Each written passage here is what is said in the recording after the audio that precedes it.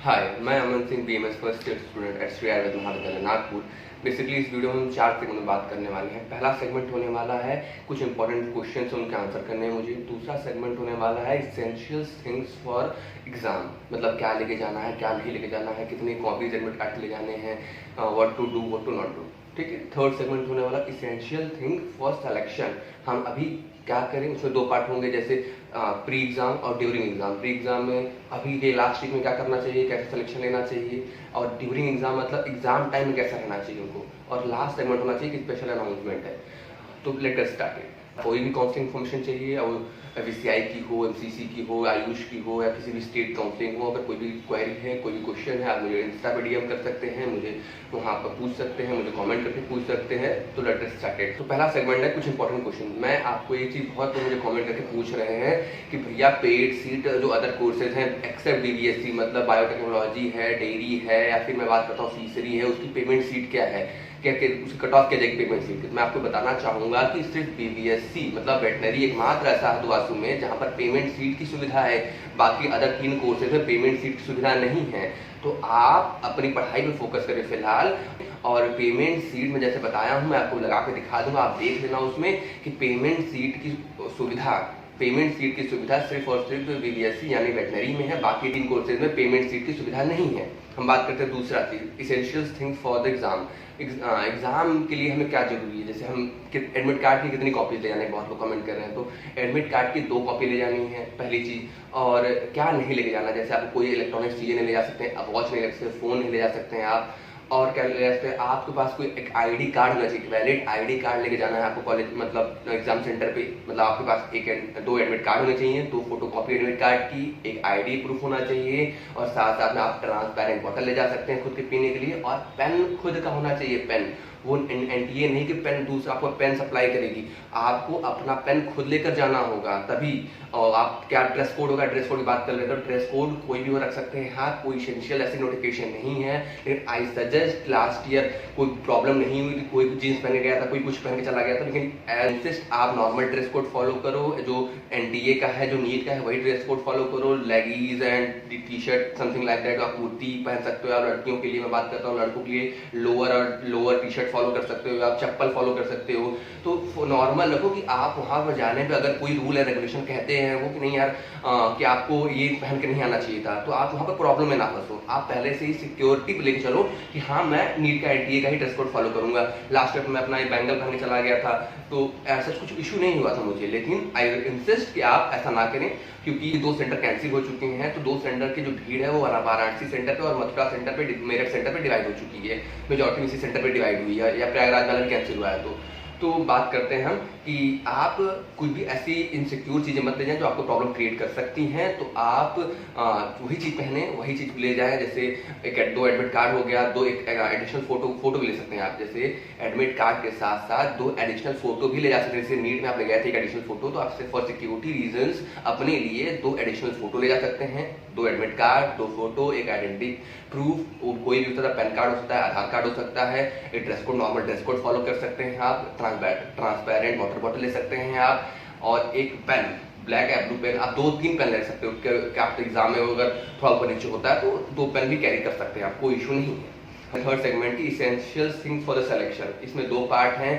Pre exam, आप exam से पहले क्या कर सकते हैं, और ड्यूरिंग एग्जाम क्या कर सकते हैं। हम बात करते हैं प्री एग्जाम। अभी लास्ट वीक बचे हैं, तो लास्ट वीक में आपको क्या करना चाहिए, आपको एटलीस्ट रिवीजन करना चाहिए। मैं बात करता हूँ जो एटलीस्ट सिलेक्शन रेशियो में, सिलेक्शन जोन में लाइक कर रहे हैं, लाइक जो 550 या 500 में बाई स्कोर कर रहे हैं, अपने नंबर कैसे इसको बढ़ा सकते हैं। तो आप मल्टीपल टाइम रिवीजन कीजिए। पहली बात तो ये, जितनी हो सके उतनी रिवीजन कीजिए।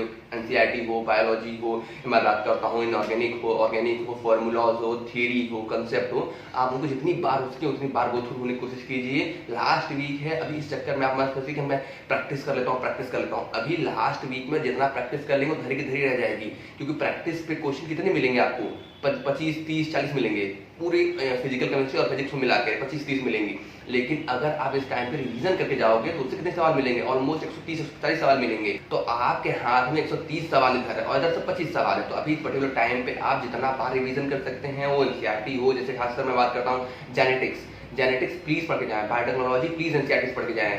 मैं बात करता हूँ इवोल्यूशन, इकोलॉजी बात करता हूँ, या मैं बताता हूँ रिप्रोडक्शन सिस्टम की बात करता हूँ, ये सब यूनिट जो है इसको प्लीज एनसीईआरटी से पढ़ के जाएं। और वन शॉट देखना चाहिए कि नहीं देखना चाहिए, वन शॉट आप देख सकते हैं। वन शॉट बेसिकली बनाया उनके लिए गया था जो एटलीस्ट सिलेक्शन में है और लास्ट वीक में वो रिवीजन कर सकते हैं उससे। लेकिन अभी इस पॉइंट ऑफ टाइम पे वो बच्चे जिनके 250-200 आ रहे हैं, एटलीस्ट जाकर वन शॉट देखें और अपना रिवीजन कंप्लीट करें। एटलीस्ट कुछ तो एटलीस्ट वो बायो कर लें या केमिस्ट्री कर लें। मैं ये कहना चाहता हूँ कि इस पॉइंट ऑफ टाइम पे आप जितना कर सकते हो उतना करो। बायोलॉजी ही कर लो, केमिस्ट्री ही कर लो।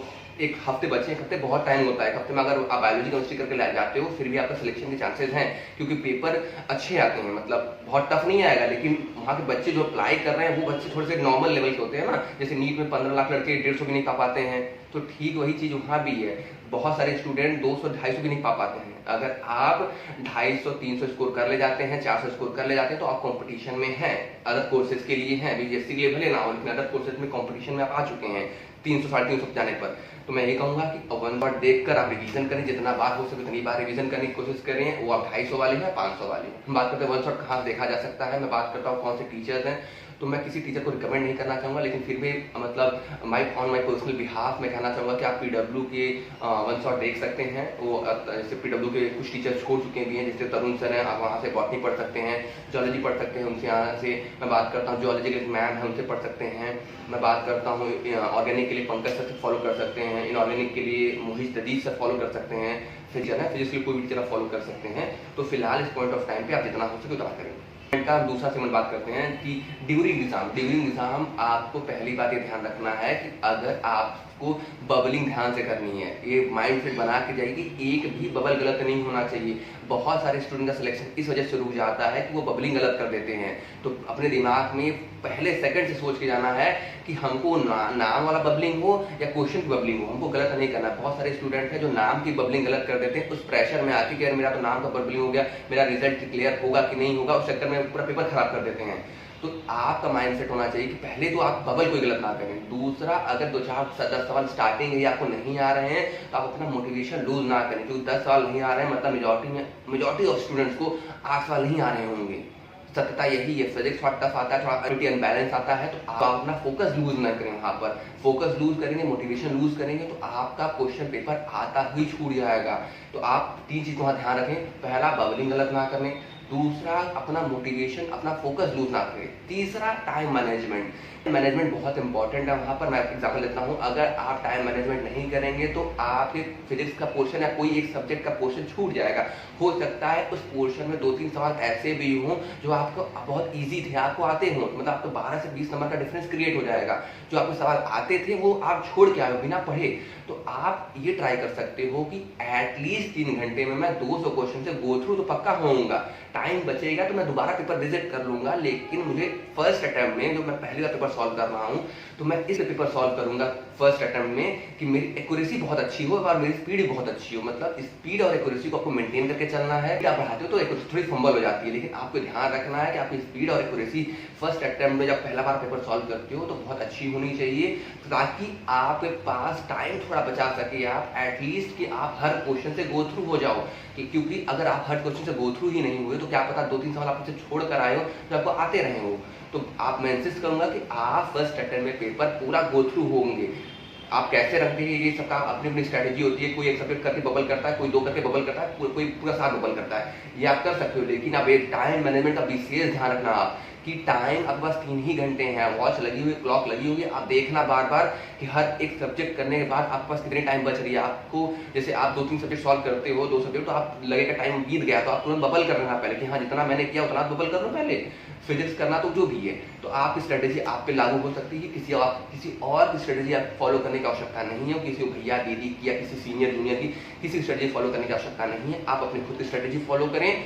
और 3 चीज भी मैंने जैसे बताया कि मैंने बताया essential thing for the selection में 2 चीजें हैं। पहला प्री एग्जाम, दूसरा ड्यूरिंग एग्जाम। प्री एग्जाम मैंने बता दिया कि हाँ कहाँ से पढ़ना है, कैसे पढ़ना है, क्या क्या पढ़ना है। पार्ट में मैंने बताया कि ड्यूरिंग एग्जाम में आपको मोटिवेशन लूज नहीं करना है, आपको फोकस लूज नहीं करना है, और आपको 3 चीज विशेष ध्यान देना है। पहला, टाइम मैनेजमेंट पे ध्यान देना है, और फोकस, माइंडसेट, फोकस और मोटिवेशन। और मैं बात करता हूँ टाइम मैनेजमेंट की। तो ये विशेष 3 हो गई। हम बात करते हैं लास्ट सेगमेंट, वीडियो के लास्ट सेगमेंट में हम बात कर लेते हैं कि हमारा चैनल 1500 सब्सक्राइबर हिट किया है आप सभी के प्यार और आप सभी के सपोर्ट की वजह से। तो आप एक Q&A मैंने रखा है, आप कोई भी क्वेश्चन हो, कोई भी रिगार्डिंग क्वेश्चन हो, काउंसलिंग रिगार्डिंग हो या आपकी कोई कॉलेज लाइफ हो या पर्सनल लाइफ हो या फिर नीट प्रिपरेशन लाइफ का कहीं से भी हो, तो आप बेसिकली बेशक पूछ सकते हैं मुझसे।